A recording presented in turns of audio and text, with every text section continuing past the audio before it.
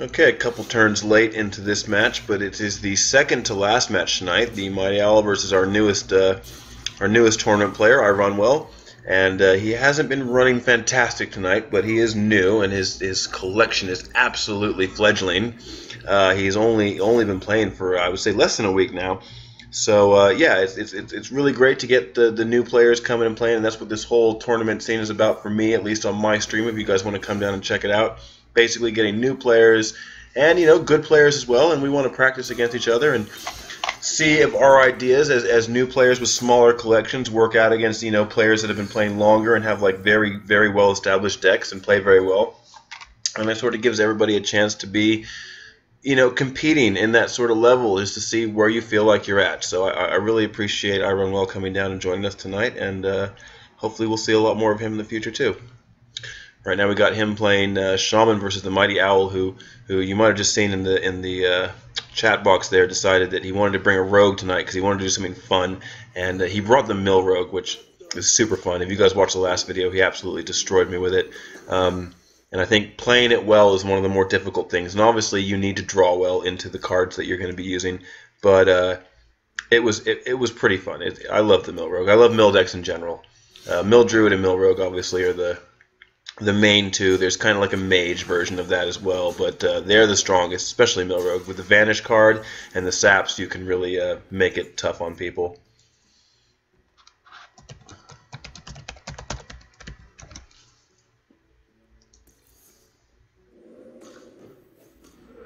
Okay, so and part of the new players coming to the scene is like talking to each other about cards and decks and just what things do and how they can help you. And one thing we're going to let iRunWell know at the end of this is that Nomarian Infantry is trash. So hopefully we'll find a better replacement for that in his deck at some point after tonight.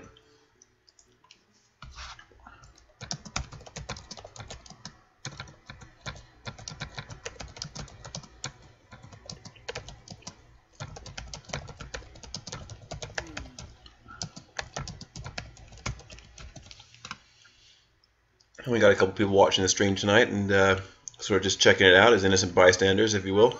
And he was just pretty interested in how we managed to get both the cards showing in the spectate mode, which is a real big advantage at this point. When I'm trying to make these matches for you guys, it's really fun to be able to see both players' cards, so we can see how they play and react to each other. Obviously, not knowing what each other hold, but giving us a chance to really look at what's going on. And I'm sorry I don't have the software that makes the little box and turns them the right way around, but I'll do my best to kind of scroll over and let you know, in case you can't see too well, what they're working with right now.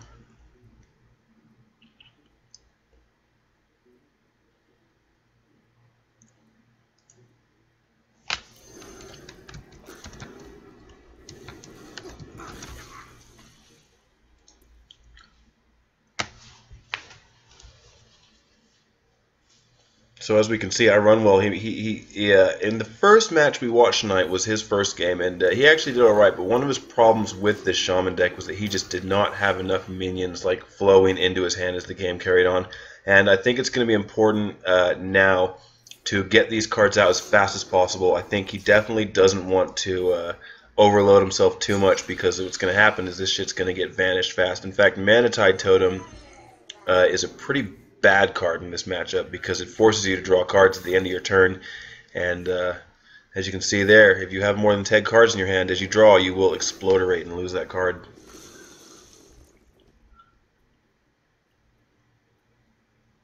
Now, what's he thinking?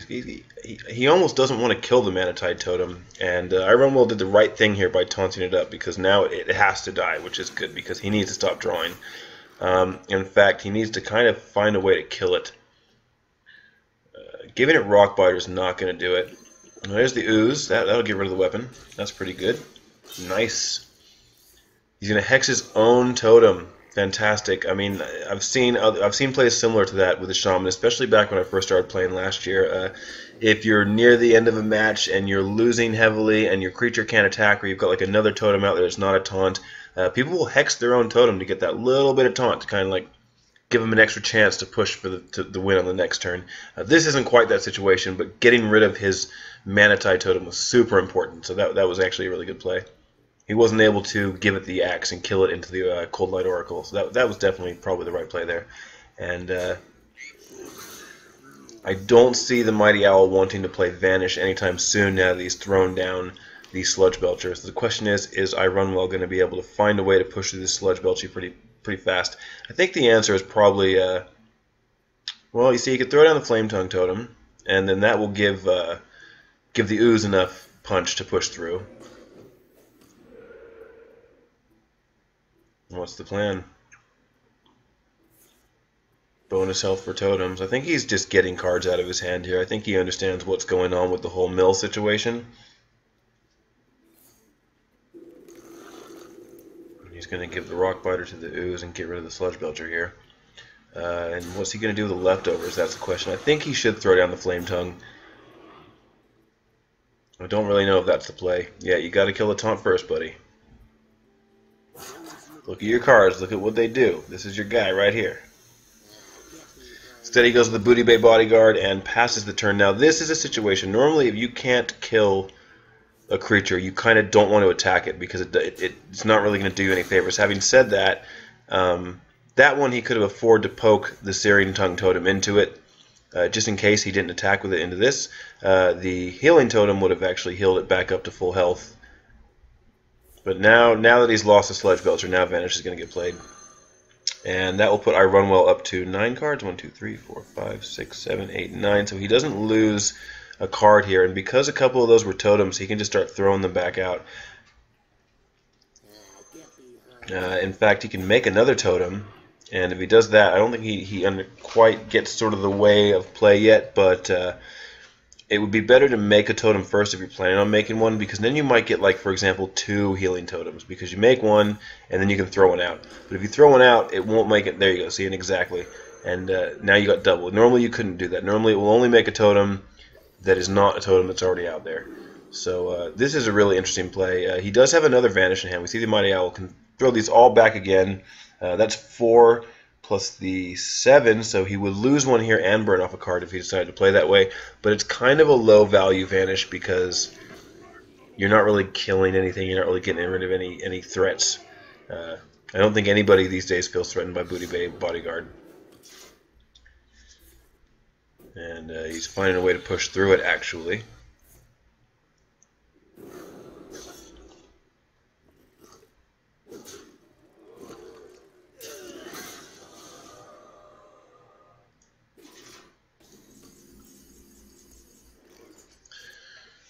Okay, so how used to the effects of Emperor Thaurissan is he after a week of playing? He's going to go ahead and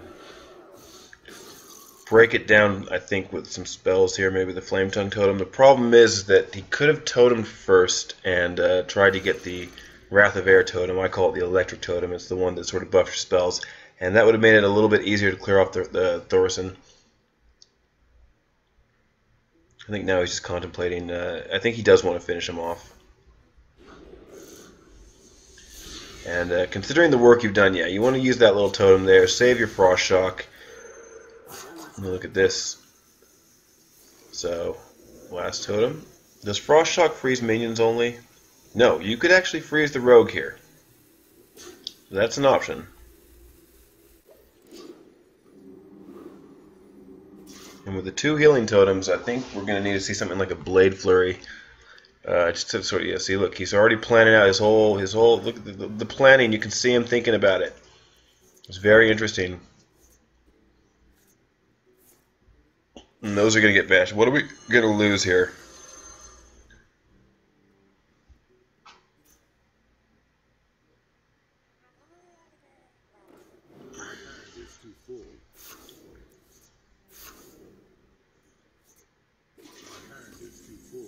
Okay, well, he still has a reasonable amount of minions, and that was the second Vanish. So now he'll be able to play stuff pretty safely. He is running low on cards, so the mill is going to come into effect pretty soon, and he will be fatigued down. So now would be the time to put as much stuff out as he can and try and push for lethal as quickly as possible. I would definitely play Zap-O-Matic here, and I think that I would freeze something. You know, either her or the Cold Light. I think that's a better play because the Cold Light dies going into this anyway. Do we see a Shadow Step? We don't see a Shadow Step in his hand. We do see another Cold Light Oracle and a Blade Flurry. So the fact that he's frozen isn't really going to stop him clearing the board, unfortunately for iRunWell. But at the same time, it's a little bit of a stall.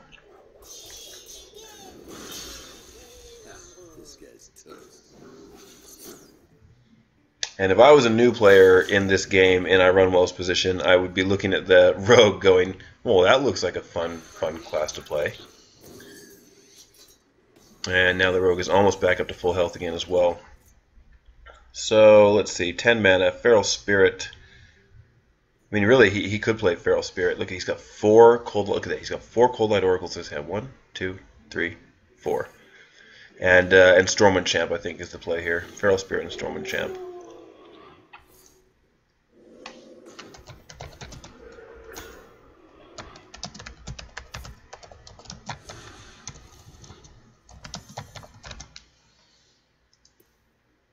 But he doesn't. He goes for the Totem, the Harvest Golem, and I think he's going to play the other... No, he doesn't play the Flame Tongue. Okay, well, the problem here with this is that, like, none of these totems are going to... Or none of his taunts are going to trade.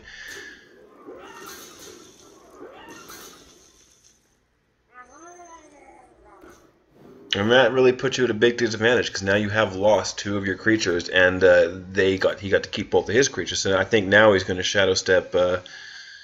Oh, what's he going to Shadow Step? Probably the Murloc, right? He's just going to keep pushing. I mean, you would almost want to Shadow Step the SI7 agent to get that extra damage again for just 1 mana next time we'll be able to get it.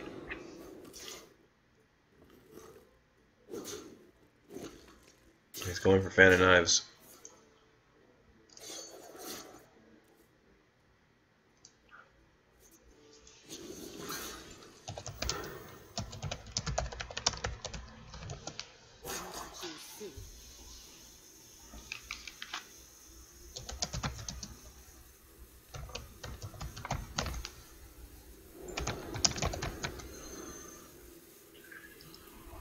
Alright, more Murlocs, more card draw. And that's what I was talking about with the SI7 agent. So this is going to push iRunWell into fatigue. And he's going to have to find a way now to really do a ton of damage quickly, or it's going to be over. This would be a great spot for Lightning Storm if he had one. So what's he going to kill? I think he wants to kill the 3/3. And, oh, what's going on here? He's going to push for face damage. I think mathematically he just doesn't really have a chance because they're going to be able to clear his board and he's just going to continue to get milled.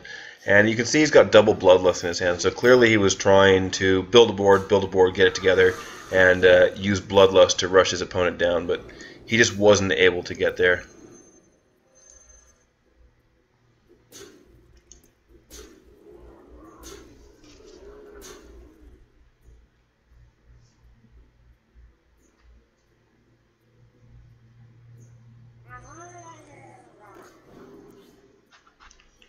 More Murlocs.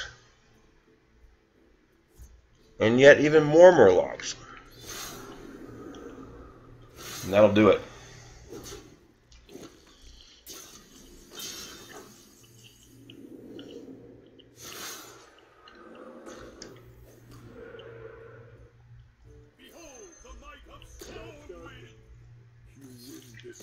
Okay.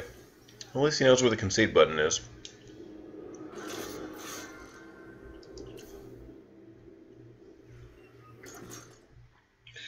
So the next match, we saw the Rogue win, so we know it's not going to be the Rogue. What was the other class he used? I think it was a Mage. Can't remember. And we know it's going to be Mage from iRunWell. I don't think he's going to take the Shaman again in this one. He does. Okay, it's a Warlock. So Shaman versus Warlock. That's right. And this is Handlock. So this is going to be a real tough matchup for a basic Shaman deck. But having said that, he's going to have more of a chance to develop his board in this game, so Bloodlust may come into play in this one.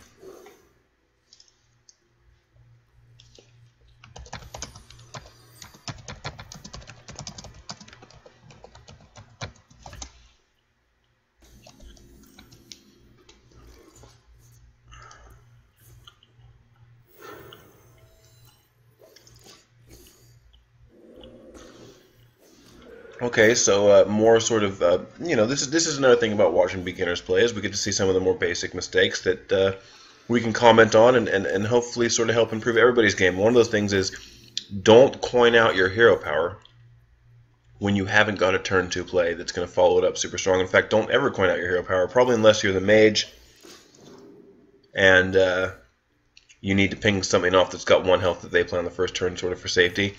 But in most situations, it's better at this point, especially where he had 2 3-drops in his hand, to pass turn 1, play turn 2 as planned, either as hero power or the ooze, or he could just coin out one of his 3-drops, knowing that on the next turn 3, on the real turn 3, he'd be able to play his other 3-drop and sort of keep the board moving along that way.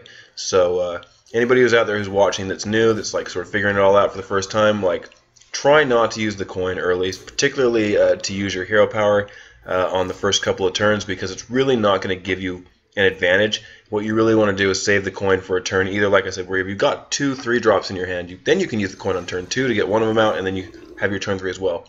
And otherwise, you want to kind of save it until a later point in the game where it's going to be much more useful, just because you need that extra 1 mana for something. But on the first turn, it's pretty much not going to be the greatest play most of the time. Okay, so I think here he wants to go for a totem, try and get the Wrath of Air totem, the electric spell damage +1, and then use Lightning Bolt to start getting rid of this damn giant. He's going to hit it for 3. I think he's doing the math here. 3, 5, 6. There you go. There you go. Get it. Get it. And he gets it as well. Now he hits for 4. Look at that. See, we see the thought process. We see him figuring it out as he goes.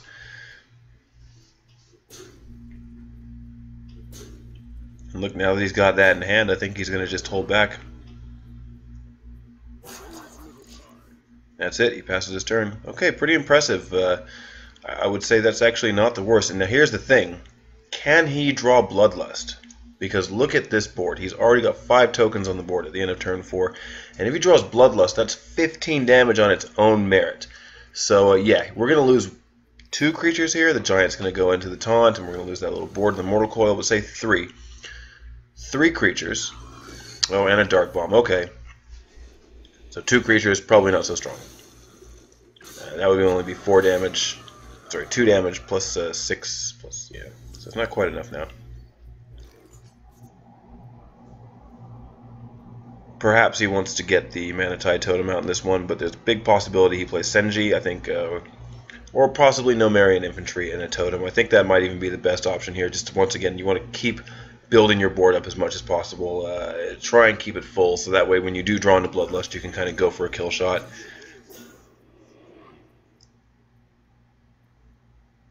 So now he's going to hit it with Lightning Bolt.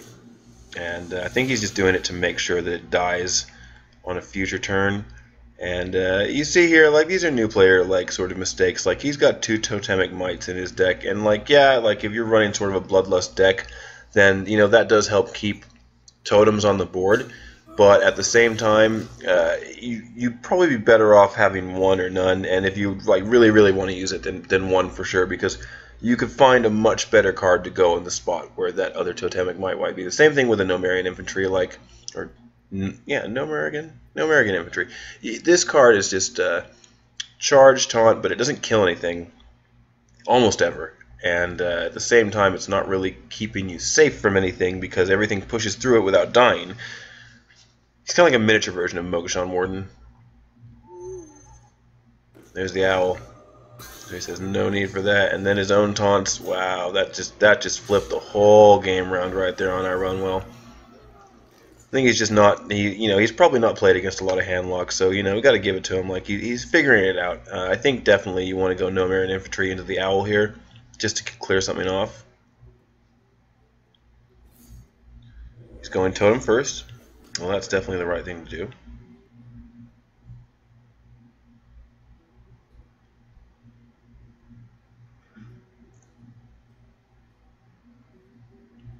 And he could give Wind Fury to the Senjin on the next turn, if it's alive, and actually hit the Ancient Watcher twice.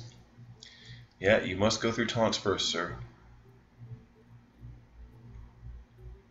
So we're probably just going to pass here.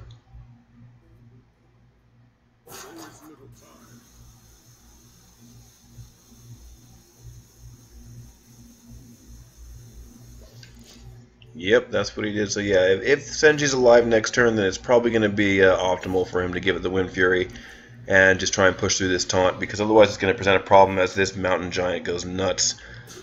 Especially where the Sun Fury just clears off that little Gnomer. And see, this is the problem. He comes out, attacks the Owl, fine, gets rid of something with 1 health. That's very rare. But then it just dies. It just dies to the Sun Fury Protector.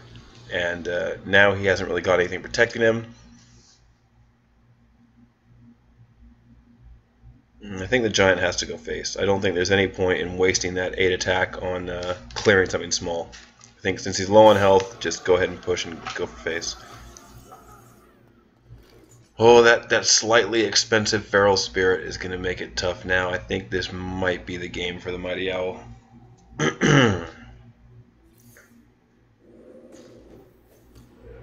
He does manage to pull a taunt out, and he can't really play anything else, so I think his Manatee Totem's going to have to come out here.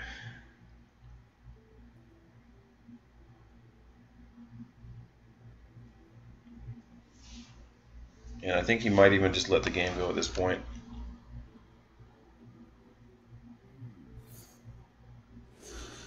He's like, you know what, I can play this card.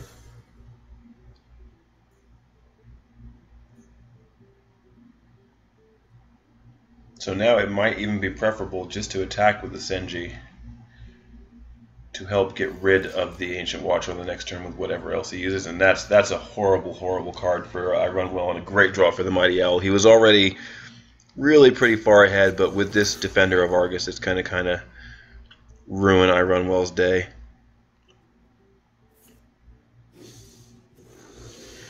At least in this match.